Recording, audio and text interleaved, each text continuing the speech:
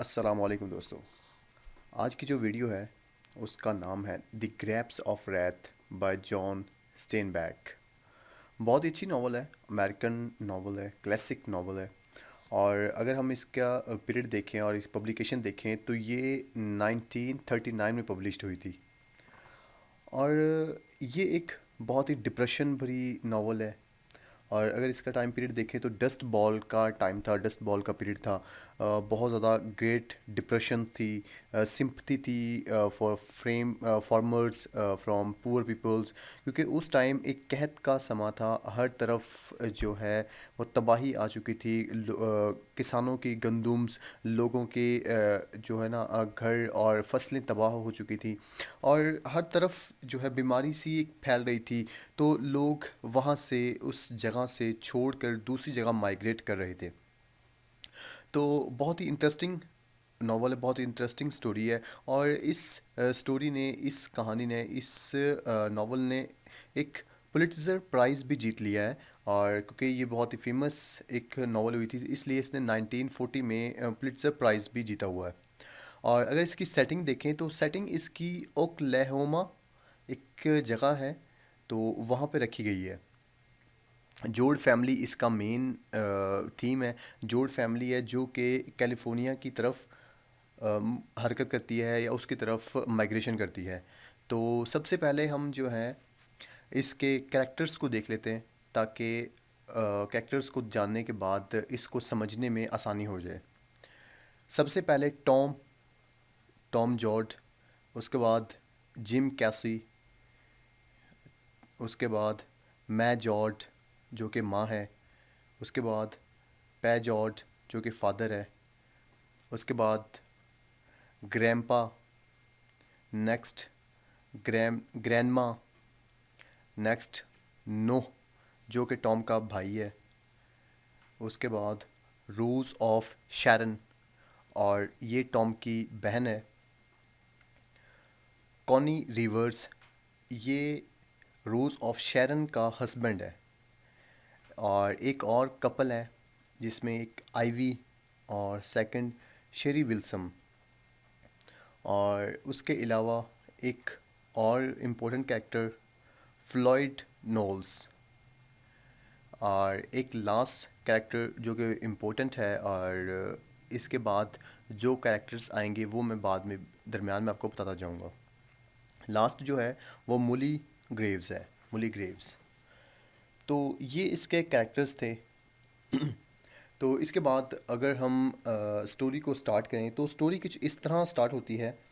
Tom George जो है वो अपने घर वापस आ रहा है 4 साल के बाद। वो जेल से छूटकर अपने घर वापस आ रहा है, और इसको जेल में इसलिए डाला गया था क्योंकि जब ये कुछ तकरीबन 36 साल का था, तो तब इसका एक झगड़ा हुआ था एक इंसान के साथ, तो इसने उसको कत्ल कर दिया था। और उसके बाद ये जेल में चला गया, और 4 साल के बाद ये अब घर वापस आ रहा है। तो जब घर वापस आ रहा है तो रास्ते में इसको एक लड़का, एक और शख्स मिलता है जिसका नाम है टिम कैसी। कैसी जो है वो एक पादरी रह चुका है, या एक हम कह सकते हैं कि रिलीजियस पर्सन रह चुका था। लेकिन अब वो कुछ ऊट पटांग सी हरकतें करता है और अपने उस सारे रिलीजियस तबके को छोड़कर आवारा गर्दी करता है। तो वो रास्ते में इसको मिलता है, और ये दोनों फिर दोनों की फ्रेंडशिप होती है, और दोनों फिर वापस जो है टॉम के घर की तरफ आते हैं। जब ये दोनों टॉम के घर पहुंचते हैं तो वहां आके पता चलता है कि यहाँ पे तो कोई भी नहीं है। तमाम जो बस्ती के लोग जो थे वो तो यहाँ से माइग्रेट कर चुके हैं, यहाँ से माइग्रेशन इनकी हो चुकी है, और यहाँ से सब छोड़ छाड़ के चले गए हैं। वहाँ पे रहने के लिए अब कोई भी नहीं है। तो टॉम का एक हमसाया, एक उसका नेबर, जिसका नाम है मुली, मुली ग्रेव्स, वो इनको बताता है कि तुम्हारी फैमिली जो है वो यहाँ से कब का छोड़ के चली गई है, और वो अब तुम्हारे अंकल के पास, जॉन अंकल के पास रहते हैं। और वो इसको बताता है कि तुम्हारी फैमिली इसलिए छोड़ के गई है कि तुम्हारी फैमिली ने जो ज़मीनें थी, जो इनका रकबा था, उसको बैंक के यहाँ गिरवी रख दिया था। तो जब वो बैंक का कर्जा वापस नहीं कर पाए तो बैंक वालों ने उनसे आके वो ज़मीनें छीन ली और उनको वहाँ से ज़बरदस्ती भगा दिया। तो टॉम और कैसी क्या करते हैं, ये मिलके जो है वो ज़मीन दोबारा उस पर कब्ज़ा करते हैं। और तब एक ट्रैक्टर नाम की चीज़ जो है ये इनको पता चलता है कि ये एक मशीनरी है, एक ऐसी मशीनरी है जो कि 10 इंसानों का काम जो है एक वक्त में आसानी के साथ कर देती है। और इस तरह वो अगेन अपनी ज़मीन पर कब्ज़ा करते हैं और उस पर काश्त वगैरह करते हैं। तो फिर ये अपनी फैमिली से मिलने के लिए अपने अंकल जॉन के घर जाता है, और वहाँ जब ये पहुँचता है तो इसको पता चलता है कि इसकी सारी फैमिली जो है वो माइग्रेशन करने के लिए तैयार है, और इन्होंने एक कार का बंदोबस्त भी किया हुआ है और ये कैलिफोर्निया की तरफ जा रहे हैं। क्योंकि इनको नौकरी अभी तक कोई मिली नहीं है, तो ये कैलिफोर्निया जो है वहाँ एक जॉब की तलाश में, नौकरी की तलाश में ये लोग जाने लगे हैं और वहाँ से रुखसत होते हैं ये कार में। तो कैसी और टॉम भी इनके साथ ही रास्ते में जाते हैं। तो जब ये रास्ते में जा रहे होते हैं तो एक जगह पर इनको एक और कपल, दो और इंसान मिलते हैं, जिसमें एक आईवी और एक सेरी विल्सन होता है। ये वो भी इनके साथ ही मिल जाते हैं और आगे की तरफ रुखसत हो जाते हैं। तो कुछ सफ़र करने के बाद रास्ते में ग्रैम्पा की तबीयत बहुत ज़्यादा ख़राब हो जाती है, और ग्रैम्पा की इतनी ज़्यादा तबीयत ख़राब होती है कि उसकी डेथ हो जाती है और उसका इंतकाल हो जाता है। तो ये लोग डिसाइड करते हैं कि ग्रैम्पा को यहीं पे दफन कर देते हैं, और उसके बाद ये लोग वहाँ से मूव ऑन करते हैं, वहाँ से आगे की तरफ हरकत करते हैं। जब ग्रैम्पा को दफनाने के बाद ये चलने लगते हैं तो इनके साथ जो विल्सन्स होते हैं वो अलहदा हो जाते हैं। वो कहते हैं कि बस हमारा सफ़र यहाँ तक था, अब हम अपने रास्ते जाएंगे और आप लोग अपने रास्ते जाना। तो फिर जॉर्ज फैमिली जो है, जॉर्ज फैमिली आगे की तरफ रवाना होती है, और आगे रास्ते में इनकी गाड़ी ख़राब हो जाती है। तो ये लोग उस गाड़ी को रिपेयर करने के लिए स्टे करते हैं। तो टॉम और उसका एक छोटा भाई एल, ये दोनों गाड़ी बनाने में मसरूफ़ होते हैं, और बाकी लोग जो है चहलकदमी करने के लिए इधर उधर घूमते हैं। तो उसके बाद जब ये अपनी गाड़ी बना रहे होते हैं और अपनी गाड़ी को रिपेयर करने के बाद वहाँ से मूव ऑन करते हैं, और रास्ते में जब ये कैलिफोर्निया की सरहद के करीब होते हैं और उसको क्रॉस करने वाले होते हैं, तब इनका जो भाई है नूह, वो इनसे अलहदा हो जाता है। वो इस बात को कहता है कि मैं अब तुम्हारे साथ आगे मज़ीद नहीं जा सकता, क्योंकि तुम्हारे आगे जाने से कोई फ़ायदा नहीं है, वहाँ पर जॉब नहीं मिलेगी। क्योंकि रास्ते में इन्हें बहुत सारे लोग मिले थे और उन तमाम लोगों ने यही कहा था कि कैलिफोर्निया जाने की कोई ज़रूरत नहीं है, वहाँ पर आपको जॉब नहीं मिलेगी, वहाँ पर जॉब्स नहीं मिलती हैं। तो इसलिए नूह अभी कैलिफोर्निया पहुंचने से पहले ही इन लोगों से अलहदा हो जाता है। तब ये उसके बाद ये लोग जब कैलिफोर्निया की सरहद क्रॉस करने लगते हैं तो ग्रैंडमा की भी डेथ हो जाती है। लेकिन टॉम की जो माँ होती है वो इस बात को छुपा के रखती है और राज रखती है, और जब ये लोग वहाँ पहुँच जाते हैं तो इनको बताती है कि ग्रैंडमा की डेथ हो चुकी है। अब होता क्या है कि ये लोग एक कैंप में जाते हैं जिसका नाम है होवरवाइल। हुवरवाइल हुवरवाइल इस कैंप का नाम है, और ये इस कैंप में रहने लगते हैं। और यहाँ पर जो है ये लोग सबसे पहले जाकर मिलते हैं फ्लॉयड नॉल्स। फ्लॉयड नॉल्स से ये लोग मिलते हैं, और उससे मिलने के बाद वो लोग वो फ्लॉयड नॉल्स इनको बताता है कि यहाँ पर नौकरी नहीं है, जॉब्स नहीं हैं। अगर आपको यहाँ पे जॉब्स करनी है तो आपको बहुत कम सैलरी मिलेगी, और उस कम सैलरीज में से भी यहाँ के जो कमिश्नर्स हैं, डिप्टी कमिश्नर्स जो हैं, या बड़ी जो अथॉरिटीज़ जो हैं, वो आपकी रकम कुछ ले लेंगे। लेकिन मजबूरन करने को क्या कुछ था नहीं, तो इन्होंने वहीं पर स्टे करते हैं और ये काम करने लगते हैं। तो होता क्या है कि यहाँ पे इन लोगों का झगड़ा, जो है टॉम का जो झगड़ा है वो फ्लॉयड से हो जाता है। फ्लॉयड से झगड़ा होने के बाद वो वहाँ से जब जाने लगता है तो उसी टाइम कैसी वहाँ पर आ जाता है, और कैसी भी झगड़ा करने लगता है। टॉम तो वहाँ से फरार हो जाता है, लेकिन कैसी को अरेस्ट कर लिया जाता है। तो उसके बाद ये लोग वहाँ से फिर आगे जाते हैं, आगे की तरफ निकल जाते हैं, क्योंकि इनको अभी यहाँ पर ख़तरा था। तो ये इस हूवर वाइल्ड को छोड़कर नेक्स्ट कैंप में जाते हैं जिसका नाम होता है विड पैच। विड पैच पहुँचने के बाद ये देखते हैं कि यहाँ पर इनको एक नौकरी भी मिल जाती है, पिकिंग पिच, और उसके अलावा आड़ू उठाने की, जो फ्रूट्स उठाने की जो इनको नौकरी मिल जाती है। और उसी टाइम जो है रोज़ ऑफ शैरन, जो कि टॉम की सिस्टर है, उसका हस्बैंड कॉनी, वो भी इन लोगों को छोड़ जाता है, क्योंकि उसको भी एक नौकरी मिलती है कि तुम यहाँ मेरे यहाँ आकर फ्रूट्स उठाया करो। तो ये भी इन लोगों को छोड़कर चले जाता है, और जबकि रोज़ जो है वो प्रेग्नेंट है, उसको उसके पास बच्चा होने वाला है।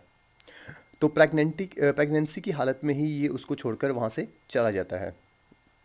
उसके बाद होता क्या है कि ये लोग जब वहाँ पर ये जॉब कर रहे होते हैं फ्रूट्स उठाने की, तो देखते हैं कि कुछ लोग जो हैं, कुछ वर्कर्स जो हैं वो स्ट्राइक कर रहे हैं और वो काम करने से इनकार कर रहे हैं। तो टॉम वहाँ पर जाता है और देखता है कि ये कौन लोग हैं जो स्ट्राइक कर रहे हैं। तो वहाँ जाकर इसको पता चलता है कि इन स्ट्राइक करने वालों को जो ऑर्गेनाइज कर रहा है, जो इनको लीड कर रहा है, वो कैसी है। तो इसकी मुलाकात कैसी से होती है, कैसी, और ये दोनों आपस में फिर मिलते हैं और इनकी फ्रेंडशिप अगेन से हो जाती है। जैसे कि ये तो पहले से फ्रेंड्स है, लेकिन यहाँ पे आके इनकी फिर अगेन से फ्रेंडशिप हो जाती है। लेकिन अनफॉर्चुनेटली इनका एक झगड़ा पुलिस ऑफिसर्स के साथ हो जाता है, पुलिस मैन के साथ इनका एक झगड़ा हो जाता है। और पुलिस मैन करता क्या है, वहाँ से एक जो है, जिसको हम बेलचा कहते हैं या गैंती वगैरह कहते हैं, वो उठा के कैसी के सर में मारता है और कैसी का इंतकाल हो जाता है, कैसी मर जाता है। उसके बाद अ, वही जो बेलचा या गैंती जो है, टॉम उठाता है और उस पुलिस वाले को सर में मारता है और वो भी मर जाता है। तो जॉर्ज जो फैमिली होती है वो इस बात का जब उनको पता चलता है, तो वो लोग यहाँ से भी आगे की तरफ रुखसत हो जाते हैं, आगे की तरफ हरकत करते हैं, ताकि यहाँ से वो आगे चले जाएं और इन लोगों से बच जाएं। और टॉम जो है वो अपने आप को छुपा लेता है ताकि पुलिस वालों के हाथ न लगे। और जब आगे जॉर्ज फैमिली आगे एक और कैंप, गॉविट कैंप में जाते हैं, तो वहाँ पे इनको एक और जॉब मिल जाती है, कॉटन उठाने की, कपास बीनने की। तो वो जॉब बहुत अच्छी होती है और इनको पैसे भी अच्छे मिल जाते हैं। तो यहाँ पे ये लोग कॉटन पिकिंग की जॉब करते हैं और वहीं पे आके टॉम भी इनसे मिल जाता है। अब ये लोग जब ये काम करते हैं तो इनको पैसे भी काफ़ी मिलते हैं, इनका गुजारा भी अच्छा होता है। तो ये लोग कुछ पैसे जो है वो स्टोर कर लेते हैं। और उसी टाइम होता क्या है कि बहुत ज़्यादा बारिशें होती हैं, फ्लड्स आता है, और इतना तूफ़ान आता है कि इन लोगों को वो जगह छोड़नी पड़ती है ताकि वो पानी में बह ना जाएं। तब भी जो है रोज़ एक बच्चे को जन्म देती है, जो कि बच्चा जो है वो स्टिल बोर्न होता है। स्टिल बोर्न बच्चा यानी कि मरा हुआ बच्चा पैदा होता है। अब उस मरे हुए बच्चे का करना क्या था, इन्होंने किया क्या, उसका उसको एक एप्पल उठाने वाली जो टोकरी होती है, सेब डालने वाली जो टोकरी है, उसमें डाल के पानी में छोड़ देते हैं और ये लोग खुद वहाँ से मूव ऑन कर जाते हैं। और रास्ते में जब ये जा रहे होते हैं तो इनको दो इंसानों से इनकी मुलाकात होती है। एक छोटा बच्चा तकरीबन 12 साल का एक लड़का होता है और उसके साथ उसका वालिद जो कि बूढ़ा हो चुका है, बहुत ही काफ़ी ओल्ड मैन है, और भूख की वजह से स्टर्वेंस की हालत में बिल्कुल वो करीबुल मर है और डाइंग सिचुएशन में है। वो मरने वाला है भूख की वजह से, खाने को कुछ है नहीं। तो वो बच्चा इनसे मिलता है और इनसे रिक्वेस्ट करता है कि अगर आप लोगों के पास कुछ खाने को है तो मेरे बाप को कुछ खाने के लिए दे दें, वो भूख से मर रहा है।